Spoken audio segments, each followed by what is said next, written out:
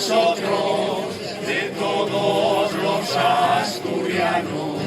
y con brillo en los ojos te miraban mis hermanos, nunca olvidaré